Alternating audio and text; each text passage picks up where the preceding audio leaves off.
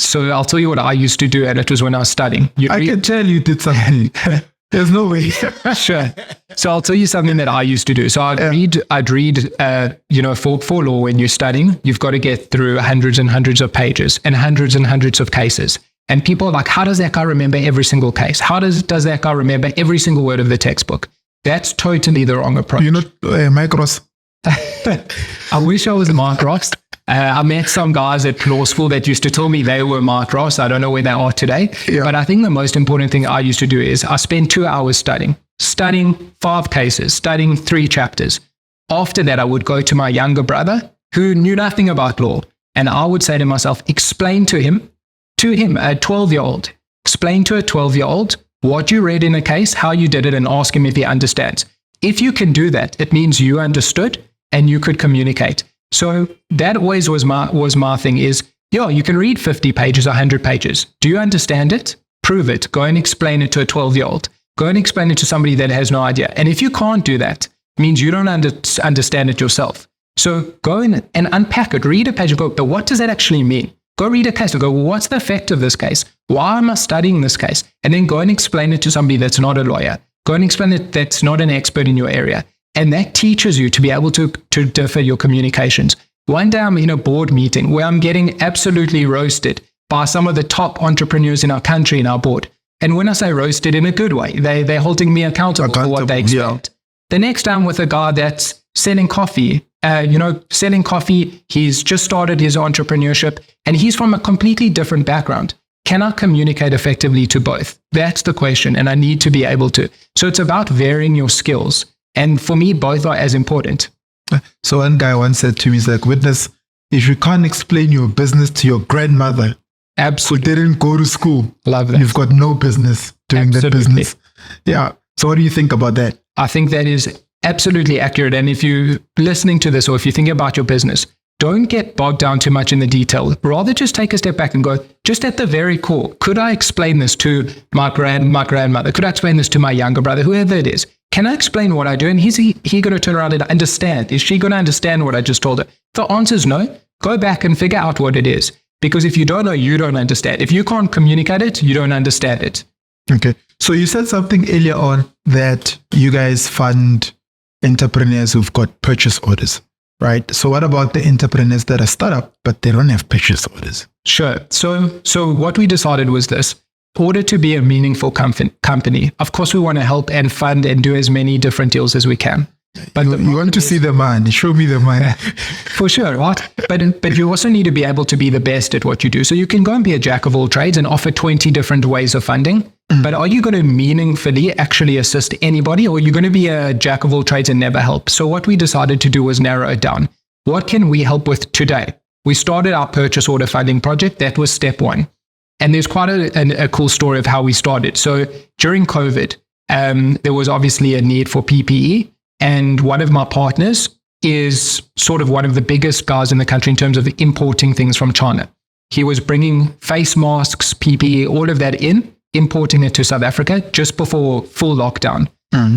As he brought it in, lockdown hit. Who were the guys that needed PPE the most?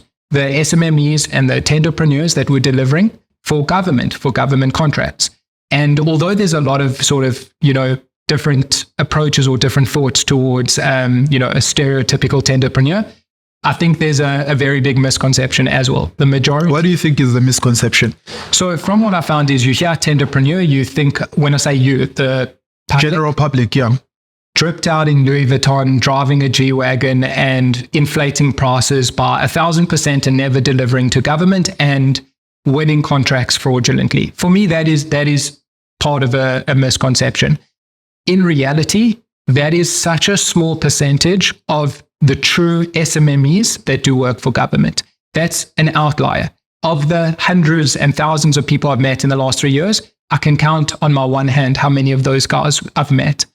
All the rest are general business, good business people that want to do things, want to make stuff happen, and want to deliver. Unfortunately, like in any industry, focuses on this. Absolutely few people that actually splash out their money. And it's in every industry. There's bad lawyers, there's bad doctors. There's in every single industry you get a handful. But tenderpreneurs, there's just something in our country that between whatever it is with the government, the feelings towards that, the feelings towards service delivery, it sells. Those stories sell. The guys delivering every single day, they're not going to be in the newspaper, so nobody's going to know about them or hear about them. Those are guys I meet every single day, and I'm inspired by them. They're amazing, amazing guys and ladies. And, we're always working with good people. That's our most important thing. We will not work with somebody that we don't believe is going to be a partner. If we think, this person's okay, but it's a once-off, we don't fund. We only fund with people that we want to work with, hopefully in the future for the long term. And our retention rate is exceptional. We've got about a 40% retention rate, which means that if you win a deal and you get funded by us, at least 40% of the time, you're going to come back to us. The other 60 doesn't mean you don't like us. It might mean you funded it yourself, or you didn't get another deal, you didn't need money. But 40% of the time, which is unheard of in the finance game, you'll come back to SourceFin. Yeah, is there specific interest rates that you guys charge, or it differs from entrepreneur to entrepreneur or deal to deal? So because we do profit share, it differs, because what we'll do is we'll look at your deal. You'll say, Josh, I need SourceFin to help me. I've got to go and deliver hats to Transnet. Say, cool, what do the hats cost? Hats to 1,000 people who are watching. Exactly, right? So we go and say, cool, no problem, witness, where do you get the hats from? Do you have a supply quote? Great. Okay, so your supply quote's 100K, right? So you need 100K from us. What are you selling it for? So you tell us you're selling it for 120,000 Rand. Amazing. Cool. We'll work together. What we're going to do as step one is we're going to go and negotiate with your hat supply. Going to see if we can bring that price down for you. We're also going to go get your other quotes. Witness went to the first guy because he thought that hat looks cool, but there's 20 other suppliers. Sure. We've got them in our database. Let's go and get quotes for you. We can still use your guy, but and you've got SMD that can get you something in China for cheap. That's where we started. Yeah. So, we'll go and we'll actually put across this and say to you, your 100K cost price you thought you needed, it's actually only 80K. And the nice part is we work on try to do a 70-30 profit share. So 70% will go to the entrepreneur, 30% to SourceFin, and we'll fund up to 100% of the cost price. That's what we aim for. Nice. Obviously, every deal is different. So one guy might have a profit margin of 100% on his deal. Another guy might have a profit margin of 20 or 15%. We want to help everybody. We might just have to vary the profit share on certain deals, but also we'll get you cost savings and maybe lift it. So our view is, let's not be like a bank where we've got a flat rate. Let's go and make it profitable for both parties. So the value that you actually bring into the deal is the fact that you can take down prices through negotiation, find better suppliers. Then in any case, the money that you're getting from the profit is money that the customer would have paid to the supplier in any case. Absolutely, and we're sharing that cost saving. So you're still making money. So anyway. Save you 10 Rand, you benefiting 7, I benefit 3, and we're all making more money and doing better. So that's the difference. That's why we SourceFin. So we're doing finance, but we're also helping you with SourceFin. And you mentioned SMD. We've got, through our partnerships, and not just with SMD, but we've got thousands and thousands of suppliers we've worked with. It's very hard when you're an SMME. You don't have a lot of confidence, right? So you've started out your company. You don't have money. Take the first 3 Absolutely. guys, 3 quotations, choose the best out of the 3. Choose the best and go and pay up. I wonder who came up with that rule anyway. Exactly, right? And pay up front. We'll go and say, we've got the confidence, we've got the experience. Why are we paying up front? Let's ask them for payment terms. Let's ask them for a discount.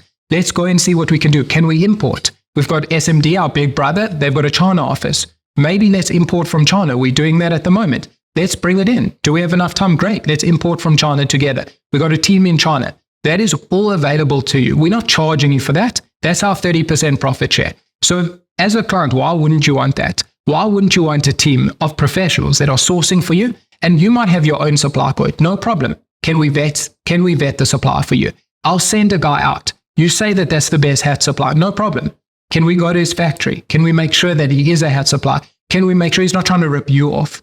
We go and do that for you as well. So if we're happy to fund a deal, the deal's going to go right. We've got a 100% track record on service delivery. We haven't funded a deal ever in SourceFin's history that we didn't deliver on. So every single time, the great part is if it's a government tender, or it could be a private, we also do it in the private space, they know that when they issue out this order to a client, they have a 100% chance of that being delivered if SourceFin's involved. And I think that's really a big thing, and it's something we're super proud of.